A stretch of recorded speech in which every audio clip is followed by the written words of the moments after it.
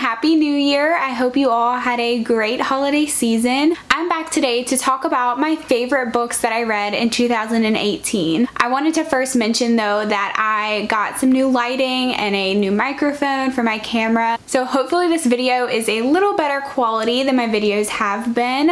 I'm still working with learning how to use the lighting and the microphone and all of that, so please excuse any weird things or problems that there might be. So yes, let's talk all of the great books that I read last year. I ended up reading 30 books, so I hit my Goodreads goal right on time. I finished my last book on New Year's Eve, so I met my goal, so I was really excited about that, and I set my 2019 goal for 35 books, just to challenge myself a little bit more to read more in 2019 and make more time for it, so that is a goal of mine. I will have a whole video coming up on all of my bookish and personal goals for 2019, so keep your eye out for that, but this video is talking about 2018. So I'm going to go ahead and give you my top 10 books that I read last year. So I'm going to start out at number 10 and just work my way up to number 1. I did put these books in order of how much I love them, but they're all great. I gave all of them between 4 and 5 stars, so all wonderful books. It was hard to put them in an order, but I forced myself to do it. For number 10, it's How to Make a Wish by Ashley Herring Blake. This book is about a 17-year-old girl named Grace who isn't in the best circumstances. She doesn't have a great family life. Her family has to deal with poverty, and she has an unreliable mother named Maggie. Their relationship is complicated. They love each other and they have their good moments, but Maggie just isn't always there for Grace when she needs her. So Grace has kind of learned to be on her own and raise herself and fend for herself. So she's turned into a really strong young woman, but she cannot wait to get out of this town and go to New York to attend a top music school. Well, her plans kind of get thrown for a loop whenever a girl named Eva moves to town, and her and Grace start going on these little midnight escapades, and Eva comes with her own troubles from her past and different things that she's dealing with. Grace and Eva form this bond and start learning more about each other, and they start helping each other through their own struggles, and it turns into such a beautiful story of self-discovery. It pulled at my heartstrings. I loved the family dynamics. I loved all of the themes that were incorporated, and at times it was funny, at times it was whimsical, but there was also a gravity to it that just kept me emotionally invested, and I loved the characters and I loved the story overall.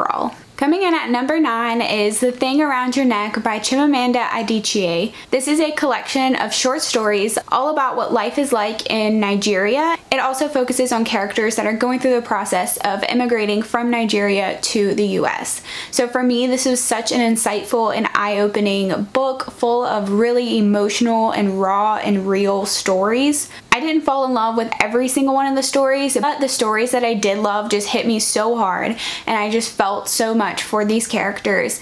And all of the stories were definitely extremely well written and impactful, but just some, hit that emotional chord a little bit more. I would say one of my favorites was Tomorrow is Too Far. All of them are heavy stories, but there is a layer of hope in each one of the stories and each of these characters' lives. This was a unique read for me, and I definitely want to read more of her books in 2019. Number 8 is The Seven Husbands of Evelyn Hugo by Taylor Jenkins Reid. I actually just finished this book not that long ago, and I thought it was such a fun time. I've heard so much hype around this book and how amazing it is. It lived up to the hype for me. I loved the time period. I loved the main character Evelyn. I loved her story. It was so interesting and fascinating. I enjoyed how it was told in like an interview style, and I've heard that same device was used in another book called The 13th Tale, so maybe this book isn't the most original, but it was a great time. It had me hooked. I felt like I read it really quickly, and when I started reading it, I did not want to put it down. It just totally grabbed my attention, and I can see why everyone has loved this book. However, I will say the book didn't go quite as deep as I was hoping. It definitely felt more like a beach read than what I was expecting, but I'm okay with that. I can definitely appreciate that. It was very entertaining. For me, it was like a perfect mix of beach read, mystery, but also kind of like a tumultuous romance story with effortless diversity incorporated throughout it. So yeah, this book definitely made it on my top favorites, as I feel like it has for a lot of other people. Number 7 is Orphan Monster Spy by Matt Killeen. This book is set in 1939 in Germany, so it does kind of build around World War II. It follows a girl named Sarah who is blonde-haired, blue-eyed, but she's also Jewish. This book follows her throughout a few years, wherein she goes undercover at a Nazi boarding school to become a spy for a man who's trying to use this information to prevent a horrible event. The beauty of this book for me really comes from the main character, Sarah. She is so resilient. She goes through so many horrible things, but she comes out stronger for it, and her spirit just lit up this story for me, and I fell in love with her, and I fell in love with her journey and her struggles and just seeing her through all of it. And the ending of this book was just crazy. It had such strong characters and plot and setting. To me, the writing was on point. It's one of my favorite time periods to read about. So all of that together just made for an awesome book to me, and I thought it was beautifully written. Number 6 is Little Do We Know by Tamara Ireland Stone.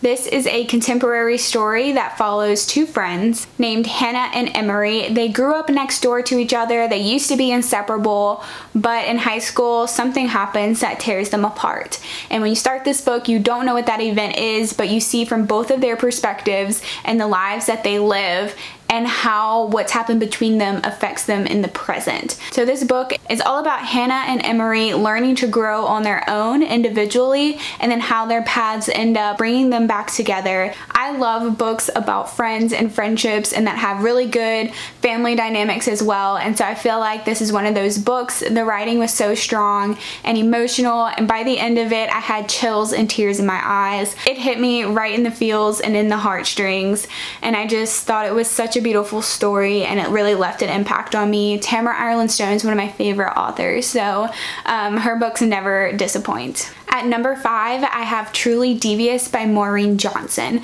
This is actually the first book I read in 2018, but I still get worked up when I think about it.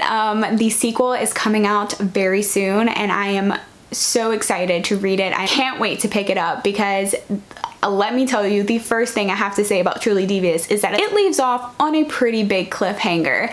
And that's actually the only bad thing I have to say about the book, is that I was shocked at where it left off. I was really kind of upset about it because I felt betrayed. How could it leave off at this point?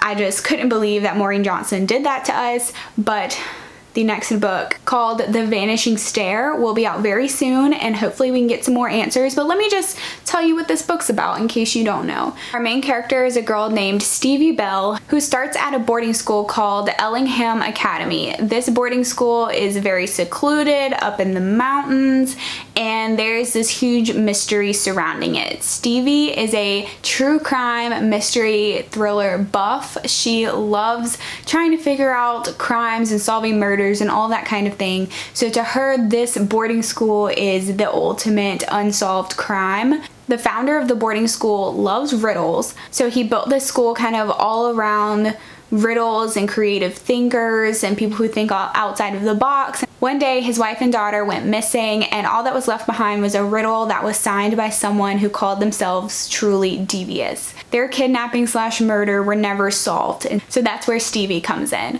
So this book had a lot of twists and turns, but ultimately I loved the atmosphere and setting in this secluded Vermont mountain. I just thought it was so creepy but fascinating, and this story captured my attention. It was a great first read of the year, and I cannot wait to read the next book. Number 4, I have Long Way Down by Jason Reynolds. This book is actually written in poetry, and this is, I believe, the first time I had ever read a book written in poetry. This book was a truly powerful read, and poetry was the best way to tell it.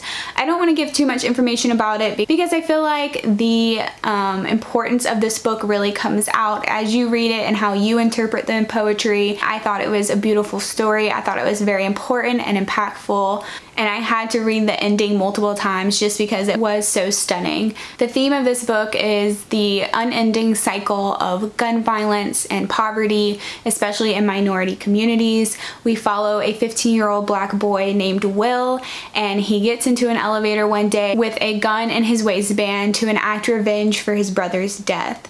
And this book takes place over 1 hour and 43 minutes. So it's really a thrilling ride. The way the poetry is written just keeps like the perfect rhythm for this story. Every time I think about this book, I just want to read it again and recommend it to everyone. So if you like poetry, this is an amazing, amazing book. At number 3, I have The Kiss Quotient by Helen Hoang. This book was just a beautiful story. It has so many elements to it that I loved. I loved the writing. It was so easy to read and quick to read. However, it made me feel so attached to the characters and the emotions weren't lost even though it was a quick read. I feel like this book has been all around booktube a lot this year. It was a very hyped up book, but it lived up to it for me.